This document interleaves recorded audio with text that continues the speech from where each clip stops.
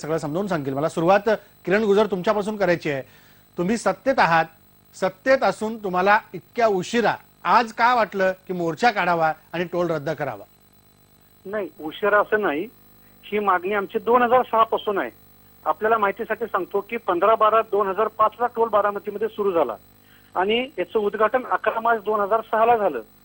त्यावेळेला बारामतीचे लोकप्रतिनिधी नामदार अजितदादा पवार यांनी त्याच कार्यक्रमामध्ये जाहीर मागणी केली की हा दुहेरी टोल आम्हाला नकोय आणि त्या व्यासपीठावर आदरणीय शरदरावजी पवार साहेब होते, तत्कालीन MSRDC मंत्री अनिल देशमुख होते। पूर्ण त्यांनी सांगितलं की हे फिजिबल न झाल्यामुळे आम्ही हे करतोय। ही मागणी आमची 2006 पासूनची आहे। मला सांगा किरण गुजर, अजितदादा बारामतीचे, पवार साहेब बारामतीचे, अजित पवार सत्तेत उपमुख्यमंत्री आहेत आणि ज्या रस्त्यावर आपल्याला जाऊन टोल भरावा लागतो ती खाती देखील तुमच्याच पक्षातल्या मंत्र्यांकडे आहेत। जर अजित पवार सांगून मंत्री ऐकत नसतील याला काय म्हणायचं? दादांचं पक्षात चालत नाही की काय? नाही, असं म्हणता येणार नाही। हा साधारणपणे संपूर्ण महाराष्ट्राचा पॉलिसी मॅटरचा सब्जेक्ट होता। तो बारामती पुरता त्यांना करणं शक्य नव्हतं असं माझं मत आहे। त्याच्यामुळे काय की जर हा निर्णय बारामतीसाठी घेतला असताना तर तो संपूर्ण राज्यभर इफेक्टिव्ह ठरला असता।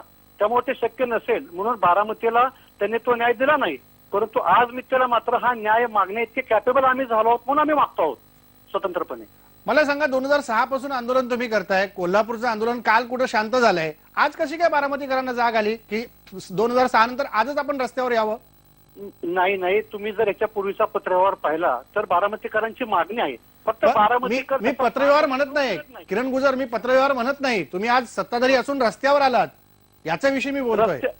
रस्त्यावर नकारात्मक स्वरूपाने आलेलं नाही, पॉझिटिव्ह थिंकिंगने आलेलो होता आम्ही। लक्षात घ्या, सकारात्मक स्वरूपाने की बारामतीकरांची भावना शासनापर्यंत, नॉट ओनली अजितदादा, महाराष्ट्र शासनापर्यंत पोहोचवावी की नेमकी बारामतीकरांची भावना काय आणि हा निर्णय का घेतला गेला पाहिजे, आमची त्याच्या मागची भावना काय आणि आम्ही आता ही निर्णय घेण्यासाठी सक्षम कशा आहोत या कारणाकरता आम्हाला हे फक्त निदर्शन आणून देण्यासाठी सकारात्मक स्वरूपात आम्ही आलोय, नकारात्मक नाही।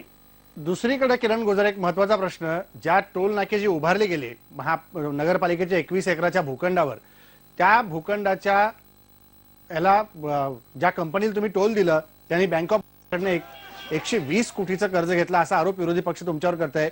सत्ताधारी म्हणून तुम्ही या गोष्टीकडे बघत नाही आहात का? नाही, पाहतो ना। आता त्यांनी कधी कर्ज घेतलंय वगैरे तो त्यांचा प्रश्न आम्हाला माहित नाही। 2006 साली जेव्हा आम्ही याचं अग्रीमेंट केलं गेलं आणि तो 21 एकराचा भूखंड बारामती शहरातला नाही, त्यावेळेला जळूची म्हणून ग्रामीण हद्दीमध्ये असणारा तो भूखंड आमचा कचरा डेपोचा त्यांना दिला गेला 99 वर्षाच्या कराराने। आणि हे देत असताना त्यावेळी त्याची मार्केट व्हॅल्यू साधारणपणे 20 लाख रुपये एकराने धरली तर 4-4.25 कोटी रुपये होती। आजची व्हॅल्यू आता मार्केट रेटेबल जर काढलं तर ती वेगळी आहे, पण 2004च्या व्हॅल्यूचा विचार आपण करा ना। म्हणजे मग ही नगरपालिकेला माहिती होती की ही जागा दिलेली आहे त्या कंत्राटदाराला आणि त्यांनी त्याच्यावर कर्ज घेतलंय? हो, म्हणजे करार